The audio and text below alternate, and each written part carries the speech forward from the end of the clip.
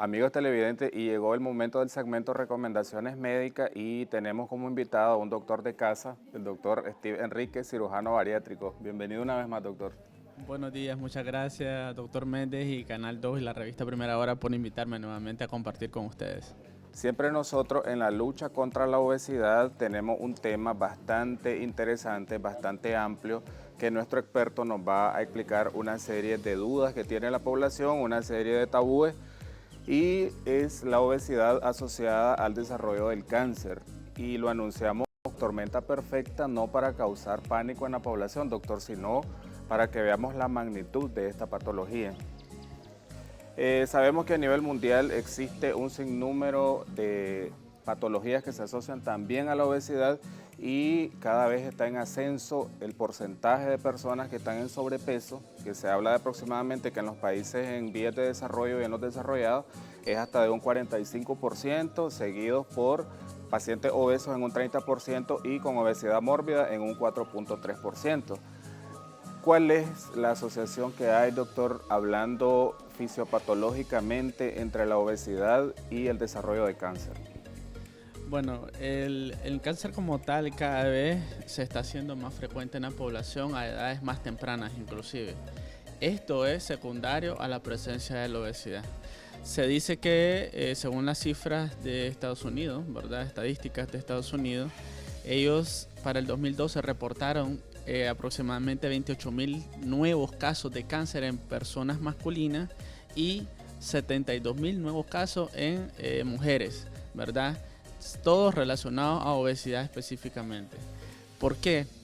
La obesidad, por múltiples factores, conlleva al desarrollo de cambios proinflamatorios en el cuerpo y los vamos a ir desglosando cada uno de ellos para que podamos entender un poco al respecto.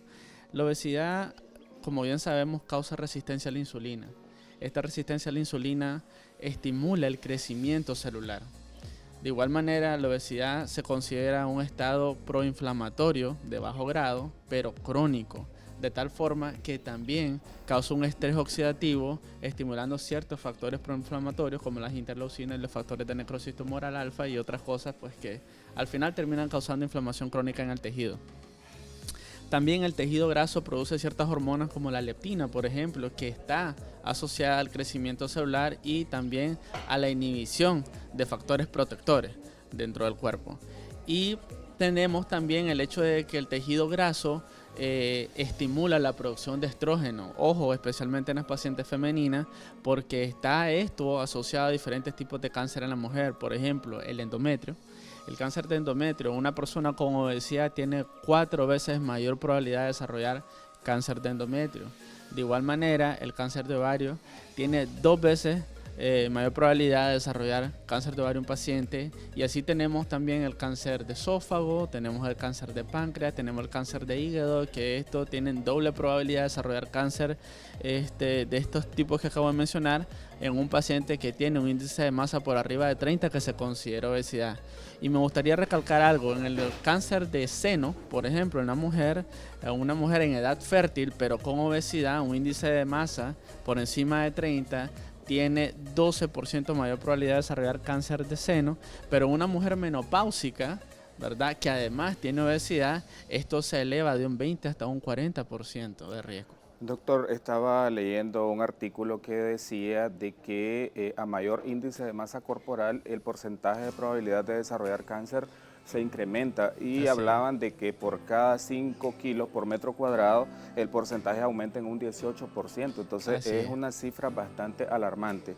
Sabemos que en la génesis de cualquier tipo de neoplasia existen un sinnúmero de factores de riesgo, pero la buena noticia es de que si nosotros contrarrestamos la obesidad siguiendo un régimen dietario, haciendo actividad física o recurriendo a la cirugía bariátrica con nuestro experto, entonces esto va a disminuir en un porcentaje muy alto la probabilidad de desarrollar alguna neoplasia.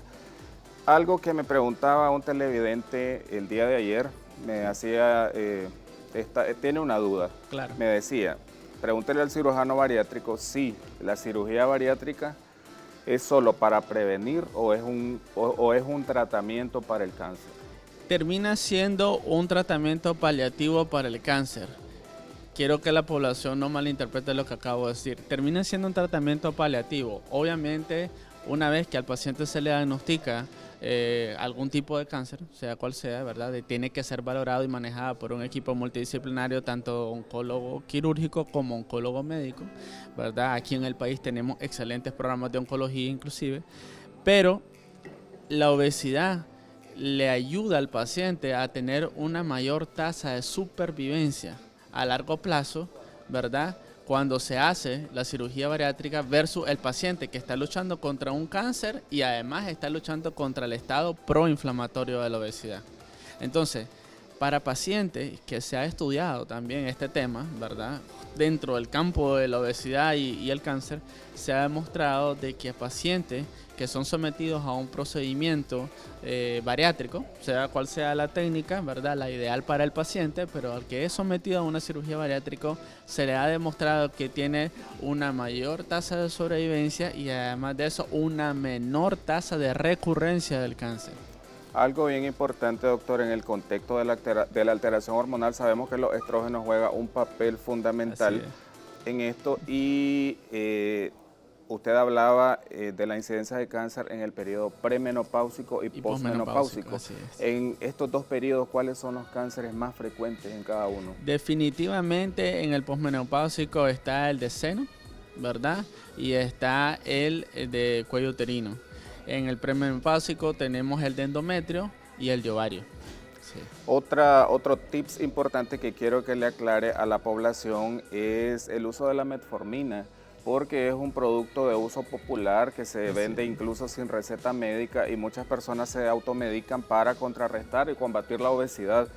¿Cuál es el papel benéfico en pro de la prevención del cáncer? La metformina es un medicamento, así como para que el televidente nos pueda comprender.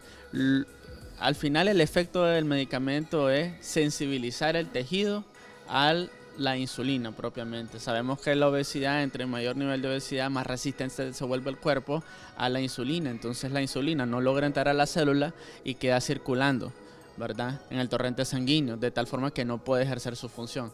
Entonces, la insulina facilita un poco la entrada, la metformina facilita un poco la entrada de la insulina en sangre hacia la célula y para que ésta pueda ejercer su función. Entonces, se ha demostrado que en este tipo de pacientes que por X o Y razón no quieren hacerse una cirugía bariátrica o no son candidatos o desgraciadamente pues no tienen el poder adquisitivo en estos momentos, entonces dentro del manejo médico se les brinda tratamiento con metformina para ayudar un poco a sensibilizar y de esta manera controlar los efectos de tener una hiperinsulinemia que lo había mencionado antes, lo que es el crecimiento celular, la proliferación celular, porque al final una neoplasia, un tumor, termina siendo un crecimiento descontrolado de las células y de igual manera la insulina estimula la angiogénesis, que es la producción de nuevos vasos sanguíneos que son los que terminan alimentando estos cánceres, estos tumores, porque ellos necesitan una buena irrigación sanguínea.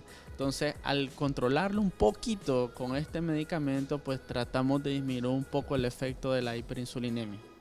Basándonos en tasas de mortalidad, doctor, se habla de que un 14 a un 20% de los cánceres están asociados a obesidad a nivel mundial. Así es. Y que con solo el hecho de mantener un índice de masa corporal por debajo de 25, ya estamos previniendo la aparición de estas patologías. Ya se considera inclusive que tener antecedentes familiares de cáncer, pero en una persona que está normopeso o tiene un índice de masa corporal dentro de lo normal, dentro del rango normal, eso ya se considera un factor protector para el paciente. Ahora que menciona eso, es importante que la teleaudiencia sepa de que solo un 5 a 10% de las personas van a desarrollar cáncer, ya sea por factor genético o hereditario, y el otro 90% va a ser basado en estilos de vida, incluso la alimentación. ¿Cuáles son esos pilares fundamentales para modificar el estado nutricional de los pacientes? Nosotros tenemos que tomar en cuenta, como bien mencionaste, el 90% son factores ambientales, ¿verdad? Los resumen en factores ambientales: el tabaco, el alcohol y obviamente pues los alimentos grasos, ¿verdad? Y cualquier otro tipo de sustancias que el paciente pueda consumir. Todo esto asociado a también la falta de ejercicio.